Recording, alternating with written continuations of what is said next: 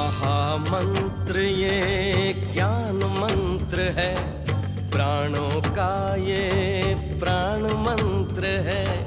हर एक युग में हर प्राणी का एक यही कल्याण मंत्र है। मौन भी करता गायन,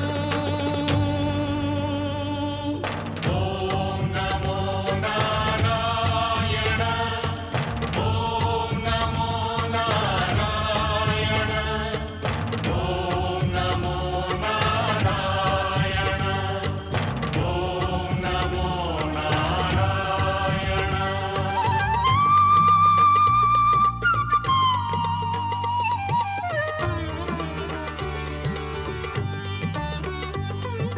सूर्य चंद्र है नयन की शोभा, धरा तुम्हारे चरण की शोभा।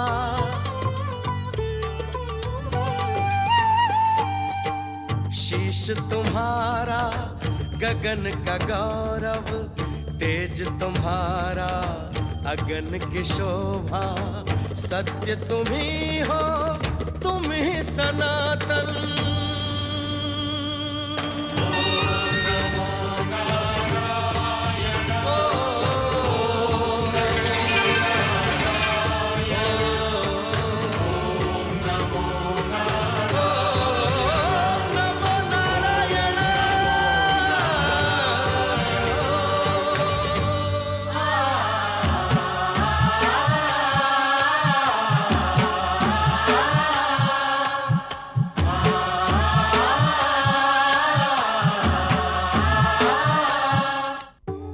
मैं ज्ञान हूँ, धर्म की आन, जीवन की बान, सफलता की शान और विद्वानों का मान मैं ही तो हूँ। मैं ज्ञान हूँ। बाल ऋषियों से शापित जय विजय वैकुंठ से पतित होकर दैत्य माता तिथि के गर्भ से हिरण्याक्ष और हिरण्यकशिपु के रूप में जन्म लेते हैं। हिरण्याक्ष और हिरण्यकशिपु की विध्वंसक शक्ति का प्रदर्शन देखकर चिंतित देवर्षि नारद का मार्गदर्शन भगवान नारायण करते हैं। विध्वंसक दैत्य शक्ति के प्रहार से देवताओं की पराजय का समाचार सुनकर दिति प्रसन्न हो जाती हैं। दैत्य शक्ति से भयभीत और भागते हुए देवताओं को देवर्षि नारद प्रताड़ित कर हिरण्यकशिपु का मार्गदर्शन करते हैं। भगवान नारायण भयभीत देवताओं को भागवत भक्ति में लीन रहने का परामर्श देते हैं।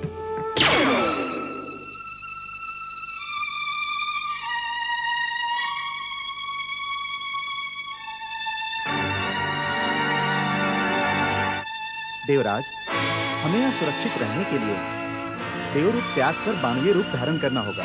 अग्निदेव सत्य कहते हैं देवराज। यही उचित है।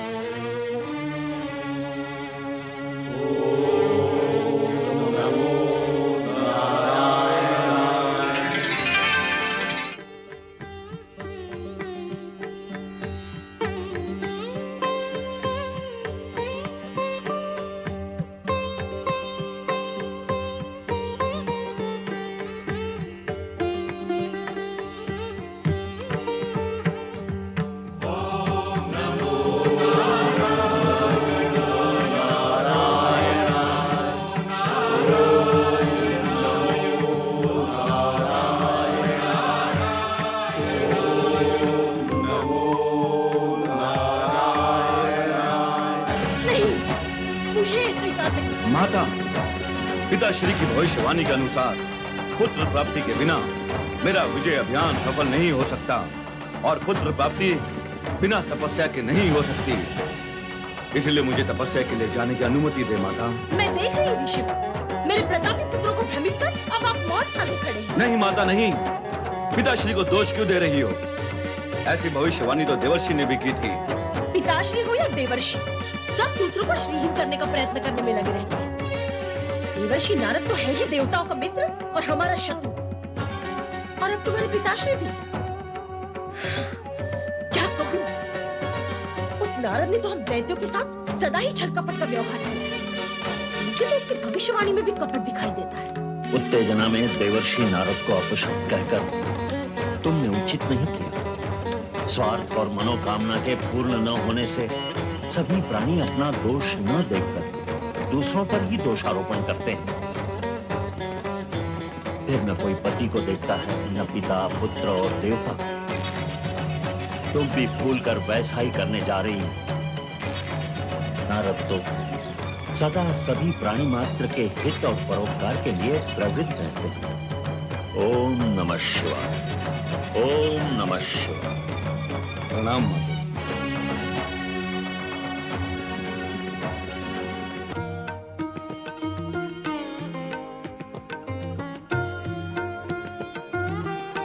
पति परमेश्वराय नमो नमः।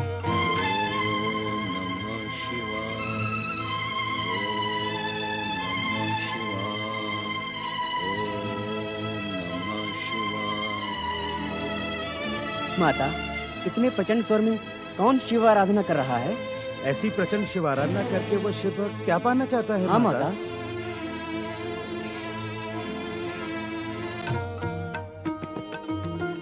भक्त की भक्ति में केवल पाने की कामना नहीं होती। कभी कभी भक्त अपना सब कुछ खो देने की कामना से ही भक्ति में लीन हो जाता है। भक्ति में स्वयं को खो देने की कामना रखने वाले भक्त के स्वर में विनम्रता के स्थान पर ऐसी प्रचंडता होना असंभव है। अनुमान लगाने में तुम कभी भूल नहीं करती थी। अपनी माता दीदी की उपेक्षा और अधर्म से प्रेरित होकर दैत्यराज हिरण्याक्ष प्रचंड शिवाराधना कर रहा है। मैं तो पहली बार सुन रही हूँ। क्या दैत्य गुरु शुक्राचार्य के समान अधर्म ने भी शिव भक्ति के प्रचार प्रसार का काम प्रारंभ कर दिया है? शिव भक्ति की प्रेरणा देने वाला तो धर्म का ही प्रचारक होगा। नहीं देवी, अपनी विध्वंसक, अशुभ और दुष्ट शक्तियों के बल पर अधर्मी अधर्म हर दैत्य के भूत, भविष्य और वर्तमान को जानता है। दैत्यपुत्र हिरण्याक्ष को शिव भक्ति की प्रेरणा देने के पीछे अधर्म का स्वार्थ ही सबसे अधिक प्रभावी है। भक्ति में कैसा स्वार्थ भोलेनाथ? नंदीश्वर, स्वार्थियों के लिए भक्ति भी स्वार्थ का साधन बन जाती है। किस प्रकार स्वामी? अधर्म की प्रेरणा से प्रेरित होकर प्रचंड शिव भक्ति में लीन हिरण्याक्ष शिव कृपा से एक ऐसे पुत्र का पिता बनेगा जिसकी माता नहीं होगी। उस वरदानी पुत्र का साथ हिरण्याक्ष को अजर अमर बना देगा। परंतु स्वामी, परंतु शिव भक्ति की प्रचंड शक्ति से हिरण्याक्ष का मन अब निस्वार्थ की पावन भावना से जगमगा रहा है। मेरे रोकने से आप रुकने वाले तो हैं नहीं। तुम्हारे रोकने पर ही तो रुका हूं देवी। अन्यथा हिरण्याक्ष की शिव भक्ति वरदान की चरम सीमा तक पहुंच चुकी है। परंतु तुम निश्चिंत रहो देवी। जैसे इस समय हिरण्याक्ष की शिव भक्ति को वरदान देकर हमें भक्ति और वरदान की परंपरा का आदर करना है, वैसे ही अधर्म की प्रेरणा से हिरण्याक्ष के अधर्मी, स्वार्थी और अत्याचारी होने पर हम आघात करने में भी देर नहीं करेंगे।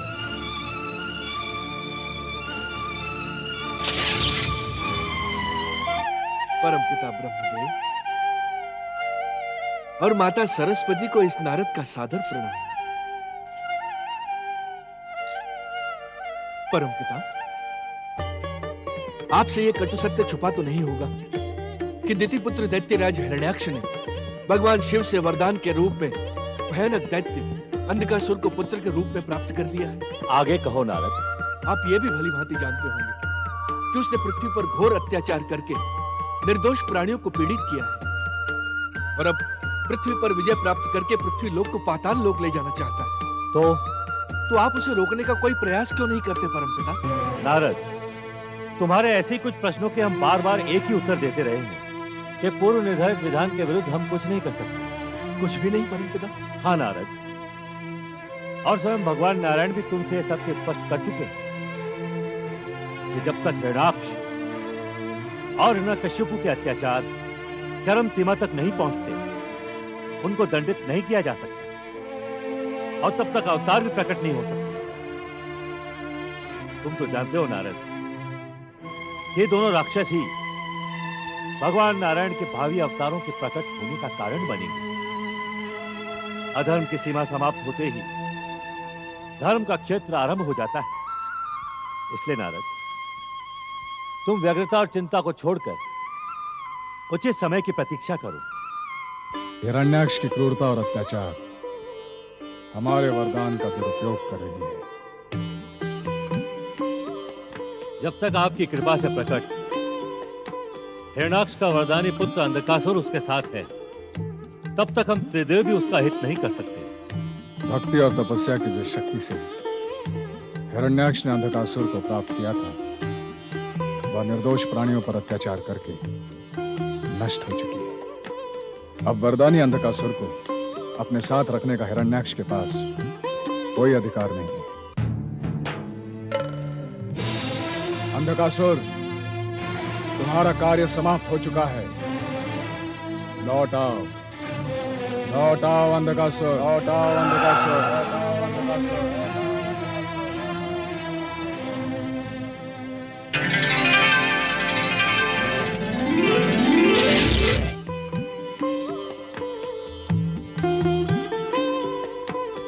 आप धन्य हैं महादेव। वरदान की परंपरा का आदर करते हुए आपने संसार को भयानक संकट से बचा लिया है। प्रणाम माते। चिरंजीव माते, मैंने समस्त पृथ्वीवासियों को अपना दास बना लिया है और जिन्होंने मेरी दासता स्वीकार नहीं की, उन्हें मैंने यमलोक पहुंचा दिया। ऐसा करके तुमने मेरी आत्मा को शांति पहुंचाई है पुत्र। किंतु तुम्हारा पुत्र अंधकासुर कहाँ है? मैं स्वयं आश्चर्यचकित हूँ कि वो कहाँ अदृश्य हो गया है। शिव ने मुझे वरदान दिया था कि जब तक वो मेरे साथ है, कोई भी मेरा अहित नहीं कर पाएगा और मैं विश्व विजय निश्चित कर लूंगा। तुम्हारी विश्व विजय निश्चित हो चुकी है पुत्र। अब तुम अपनी प्रतिज्ञा के अनुसार पृथ्वी को पाताल लोक में ले चलो। अवश्य माते। ठहरो हिरण्याक्ष, तुम भूल रहे हो। प्रकृति के नियमों से छेड़छाड़ करने का परिणाम अत्यंत भयंकर होता है। पृथ्वीलोक को पाताल लोक ले जाने का विचार एक प्रकार से विनाश को निमंत्रण देना है। श्री ब्रह्मा जी ने सृष्टि रचना सुनियोजित ढंग से की है। इसमें तनिक सा भी परिवर्तन विनाशकारी होगा। इसलिए पृथ्वी को पाताल ले जाने का विचार त्याग दो। दैत्य जो प्रतिज्ञा करते हैं उसे पूर्ण करते हैं ऋषिवर। इसलिए इस विषय में आपका कुछ कहना व्यर्थ होगा। पिताश्री, माता ठीक कह रही हैं। अब मैं अपने निश्चय और प्रण से नहीं हट सकता, परिणाम चाहे जो भी हो। तो अपनी माता की आज्ञा मानकर तुमने पृथ्वी को पाताल ले जाने का निश्चय कर ही लिया हिरण्याक्ष। मेरा निश्चय अटल है धर्मराज। मैं तुम्हारे निश्चय की प्रशंसा करता हूं, किंतु तुम पृथ्वी को पाताल में छुपाओगे कहां? क्योंकि पाताल के हर स्थान तक छलिया नारायण सरलता से पहुंच सकता है हिरण्याक्ष। तुम्हें मेरी बात पर विश्वास नहीं? पाताल का इतिहास साक्षी है। जब दैत्यराज हैग्री वेदों का हरण करके पाताल में जा चुका था, तब छलिया नारायण वहां पे पहुंच गया था। हिरण्याक्ष, अब तुम्हें पृथ्वी को छुपाने के लिए ऐसा स्थान चुनना होगा जहां किसी का भी पहुंचना असंभव हो। नारायण की दृष्टि से ऐसा कौन सा स्थान हो सकता है पाताल में? पाताल तो क्या, संसार में ऐसा कोई स्थान नहीं जो छलिया नारायण की दृष्टि से छिपाया जा सके। तो फिर परंतु एक स्थान है जहां पृथ्वी को छिपाने का निश्चय अधर्म पहले से कर चुका है। कौन सा स्थान है वो? दैत्यराज हिरण्याक्ष, तुम पृथ्वी को पाताल के सबसे गंदे, मैले, सड़ांग और विषैले गंध से युक्त स्थान पर जाकर छिपा दो। परंतु दैत्यराज, यदि इसी प्रकार समय नष्ट करते रहे तो कभी सफल नहीं होगे। जाओ, ले जाओ पृथ्वी को पाताल में, ले जाओ। जो आ गया धर्मराज, जो आ गया।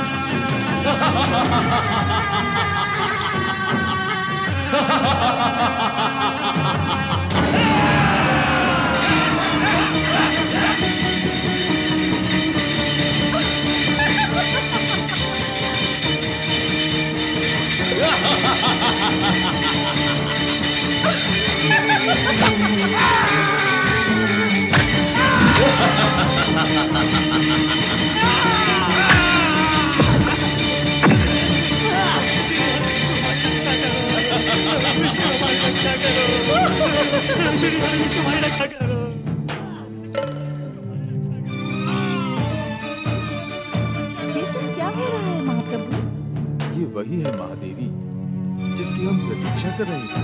आप विध्वंस की प्रतीक्षा कर रहे थे महाप्रभु? हाँ महादेवी, जानती हैं क्यों? क्यों? क्योंकि विध्वंस में ही रचना का फूल खिलता है, अंत के बाद ही प्रारंभ होता है, रात्रि के बाद ही सुबह का सूर्य जगमगाता है। हिरण्याक्ष के अत्याचार अंत की उस सीमा तक जा पहुंचे हैं जहां उसका सर्वनाश होकर धर्म की स्थापना होगी। तो क्या आपके परम पावन और दिव्य अवतार का समय आ गया है महाप्रभु? हाँ महादेवी।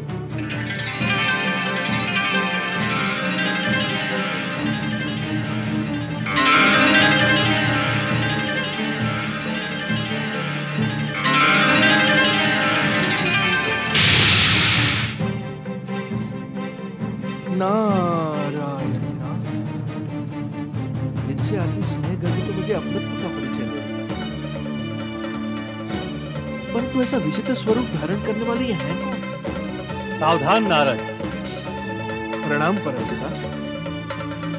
नारद, कुछ भी कहने के पहले इनकी चरण वंदना करके अपना जीवन सफल करो। ये तीनों लोगों का पालन करने वाले, इस संसार को गति देने वाले देव देवेश्वर भगवान नारायण के परम पावन 12 अवतार हैं। नारायण नारायण नारायण नारायण। परमपिता, परमपिता मन में एक के बाद एक प्रश्नों के पर्वत खड़े होते जा रहे हैं। नारायण नारायण। नहीं नारद, हम तुम्हारे और अधिक प्रश्नों के उत्तर नहीं दे सकते। परमपिता, एक प्रश्न का तो उत्तर दे दे। पूछो। परमपिता, संसार के परम सत्य, परम सुंदर, मंगल की मूर्ति और शुभ के प्रतीक देव देवेश्वर भगवान नारायण को 12 अवतार धारण करने की क्या आवश्यकता? रूप को नहीं, उद्देश्य को पहचानो नारद। उद्देश्य को? नारायण नारायण। मैं समझा नहीं परमपिता। तुम जानते हो नारद कि लोक कल्याण और जनहित का काम करने वाले ऊंच नीच का विचार नहीं करते। पृथ्वी का उद्धार करने के लिए पृथ्वीवासियों से प्रेम करने वाले देव देवेश्वर भगवान नारायण ने किसी विशेष उद्देश्य से 12 अवतार का रूप धारण किया है। नारायण नारायण। उसी उद्देश्य को तो जानना चाहता हूं परमपिता। तुम जानते हो नारद कि अपनी वरदानी शक्ति का दुरुपयोग करके हिरण्याक्ष ने इस पृथ्वीलोक को पाताल के सबसे अधिक गंदे, मैले, निष्ठा और सड़ांध युक्त स्थान पर छुपा रखा है। वारा को छोड़कर किसी भी प्राणी का उस स्थान तक पहुंचना असंभव ही नहीं, प्राण घातक भी सिद्ध हो सकता है। नारायण नारायण। नारद, पाताल की उस सड़ांध से निकलने वाली विषैली गंध वारा को छोड़कर किसी भी प्राणी के प्राण हर सकती है। परंतु वारा के नारद, वारा ऐसे ही वातावरण में रहने का अभ्यस्त होता है। वारा की शक्ति हिरण्याक्ष को मारने में सक्षम है और वारा का अभ्यास पृथ्वी का उद्धार करने में। इसलिए संसार से प्रेम करने वाले देव देवेश्वर भगवान नारायण ने वारा अवतार धारण किया है। नारायण नारायण। धन्य है देव देवेश्वर भगवान नारायण, जिन्हें अपने स्वरूप से नहीं अपने भक्तों से प्रेम है। और धन्य है वाराह भगवान।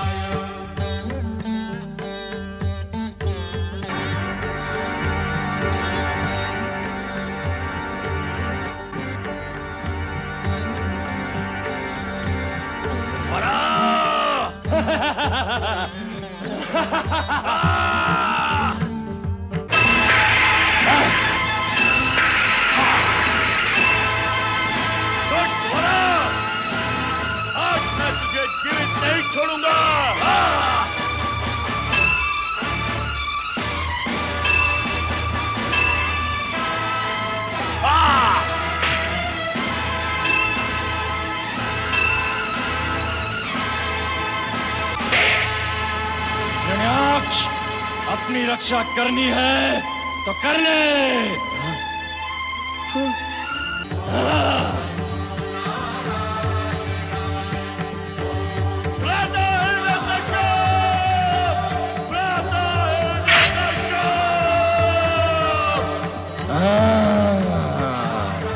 बड़ा अवतार भगवान नारायण की, बड़ा अवतार भगवान नारायण की।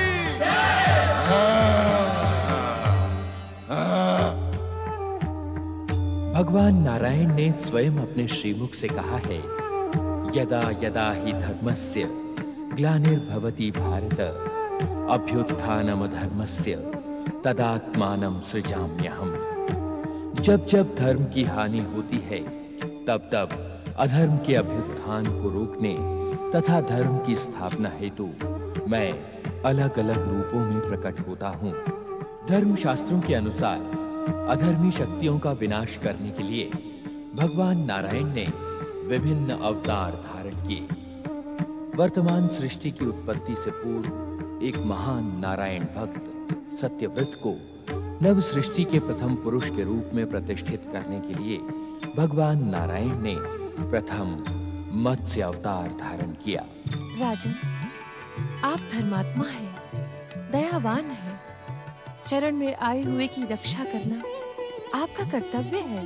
ये कोई साधारण मछली नहीं है स्वामी, ये मत्स्य के रूप में अवश्य ही कोई दिव्यात्मा है। दिव्यात्मा मानकर मेरा और अधिक आदर सत्कार जलाशय में रखने के बाद कर लेना।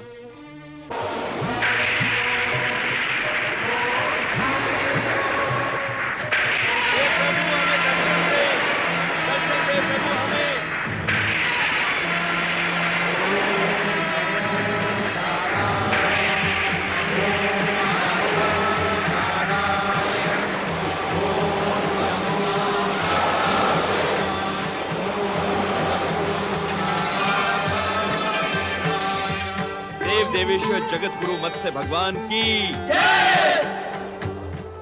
नव सृष्टि में सतयुग प्रारंभ हुआ, परंतु आसुरी शक्तियां भी साथ साथ प्रकट हुईं।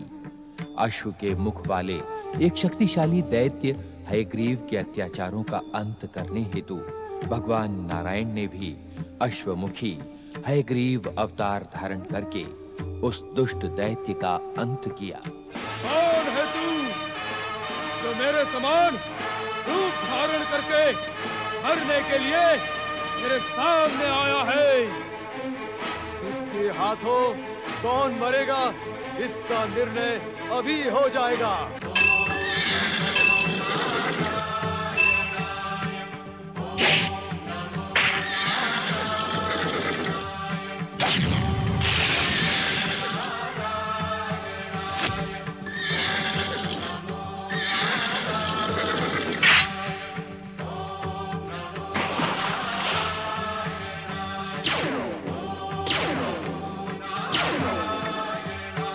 सतयुग में ही नारायण भक्ति तथा धर्म भावना के प्रचार हेतु भगवान नारायण ने ब्रह्मा जी के हृदय कमल से नारायण के अंशावतार महर्षि नारद के रूप में जन्म लिया।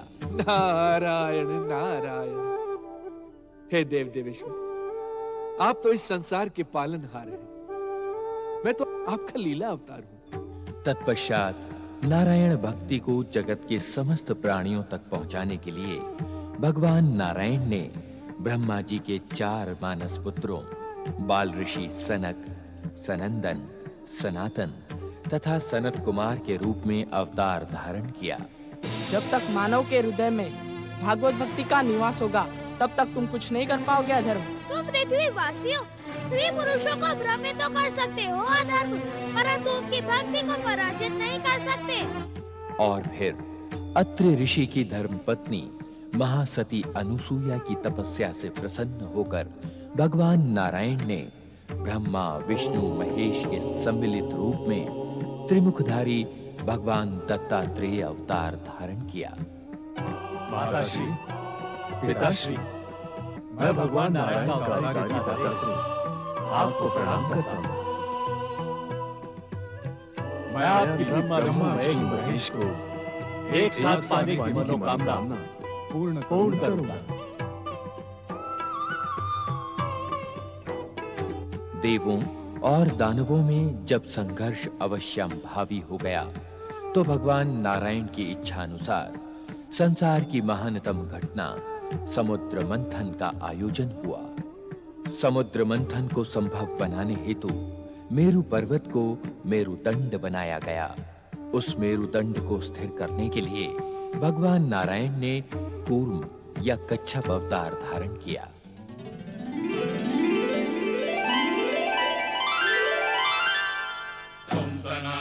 रितनाना विघ्नहर्ता श्री गणेश और देव देवेश्वर भगवान नारायण की समुद्र मंथन से निकले अंतिम रत्न के रूप में हाथों में अमृत कलश लेकर अवतरित हुए भगवान नारायण ने आयुर्वेद के जन्मदाता भगवान धन्वंतरी के रूप में अवतार धारण किया। परंतु आसुरी शक्ति के प्रतिनिधि दैत्यों के सेनापति राहु ने भगवान धन्वंतरी के हाथों से अमृत कलश छीनकर पलायन किया और तब देवताओं को न्याय दिलाने के लिए भगवान नारायण ने सुंदरी मोहिनी के रूप में अवतार धारण किया।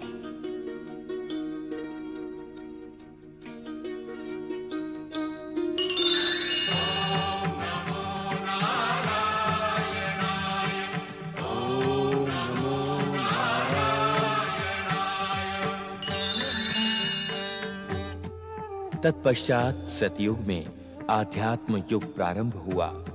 असुरों का बल क्षीण हो गया और वे पाताल लोक में चले गए। तब आध्यात्म के सर्वश्रेष्ठ प्रतिनिधि के रूप में भगवान नारायण ने कपिल अवतार धारण किया। समुद्र देव, हम जल के भीतर रहकर योगाभ्यास करना चाहते हैं। तीनों लोकों में शांति प्रदान करने के लिए घोर तपस्या करना चाहते हैं। सांख्याचार्य और सिद्ध गणों को उपदेश प्रदान करना चाहते हैं।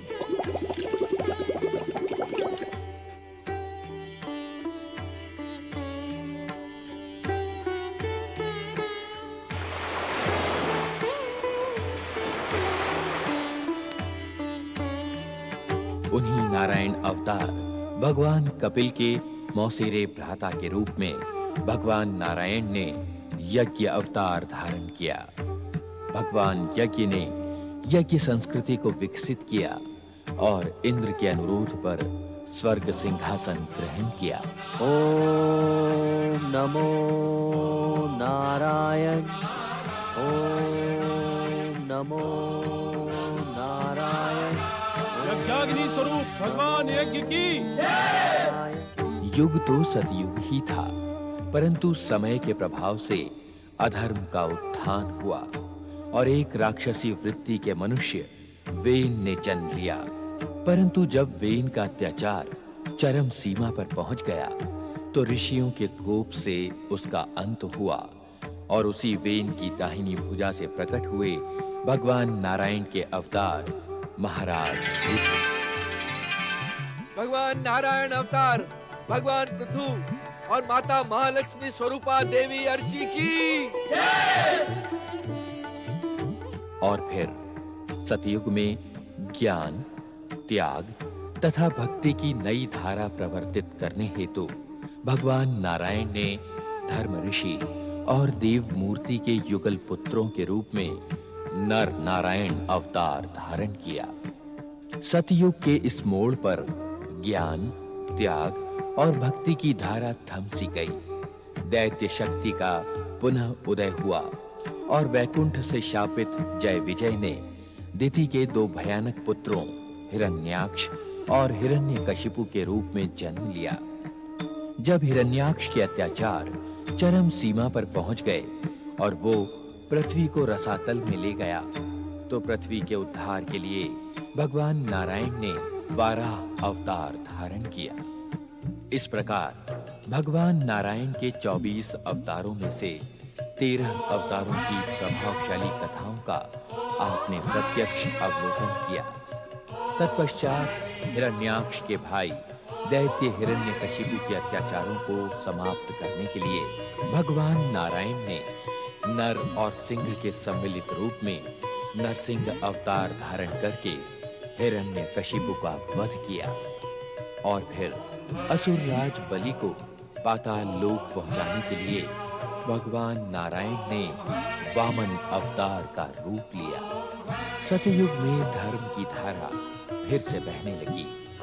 भगवान नारायण ने त्याग, वैराग्य तथा तप की शक्ति प्रकट करने के लिए भगवान ऋषभदेव अवतार धारण किया। तत्पश्चात ज्ञान और विवेक के रहस्य को प्रकट करने हेतु भगवान नारायण ने हंस अवतार धारण किया। अपने एक परम गज भक्त के उद्धार हेतु भगवान नारायण ने अपने मूल चतुर्भुज रूप में श्री हरि अवतार धारण किया। इस प्रकार कई लाख वर्षों की अवधि वाले सतयुग में भगवान नारायण ने 24 में से 18 अवतार धारण करके धर्म को प्रतिष्ठित किया। युग बदला। सतयुग के पश्चात त्रेता युग प्रारंभ हुआ। उस युग में क्षत्रियों के अत्याचारों का अंत करने के लिए भगवान नारायण ने जमदग्नि रेणुका के प्रतापी पुत्र के रूप में परशुराम अवतार धारण किया। त्रेता युग में ही प्रभु नारायण ने संसार से रावण जैसे शक्तिशाली राक्षस का वध करने हेतु रघुकुल भूषण दशरथ नंदन मर्यादा पुरुषोत्तम भगवान रामचंद्र के रूप में अवतार धारण किया। त्रेता युग का भी अंत हुआ और द्वापर युग प्रारंभ हुआ। द्वापर युग और आने वाले कलयुग में धर्म की धारा प्रवाहित रखने के लिए भगवान नारायण ने महर्षि वेद व्यास के रूप में अवतार धारण किया। महर्षि वेद व्यास ने वेदों का विभाजन और पुराणों की रचना की। उसी द्वापर युग में धर्म की महानता स्थापित करने तथा संसार को दुष्टों के दुष्चक्रों से बचाने के लिए 16 कलाओं वाले पूर्णावतार भगवान श्री कृष्ण भगवान नारायण के 22वें अवतार के रूप में प्रकट हुए। द्वापर युग बीतने पर कलयुग अपनी काली छाया लेकर पृथ्वी पर प्रकट हुआ। हिंसा, द्वेष और धर्म के नाम पर नरबलि और पशु बलि का बोलबाला हुआ। तब मानवता को शांति का संदेश सुनाने के लिए सत्य और अहिंसा के प्रतीक भगवान बुद्ध प्रकट हुए। भगवान नारायण के 23वें अवतार के रूप में आज भी कलयुग अपनी कालिमा में जन जन को समेट रहा है। चारों ओर हिंसा का तांडव हो रहा है। मनुष्य मनुष्य का शत्रु बन बैठा है। महायुद्ध की आशंकाएं आकाश में मंडरा रही हैं। जब कलयुग में दुष्टता अपनी चरम सीमा पर पहुंच जाएगी, तब उसी कलयुगी अंधकार को नष्ट करने के लिए भगवान नारायण 24वां अवतार धारण करेंगे। भगवान नारायण का 24वां अवतार एक योद्धा के रूप में प्रकट होगा, अधर्म का सर्वनाश करने के लिए। इस अवतार का नाम होगा भगवान कल्कि।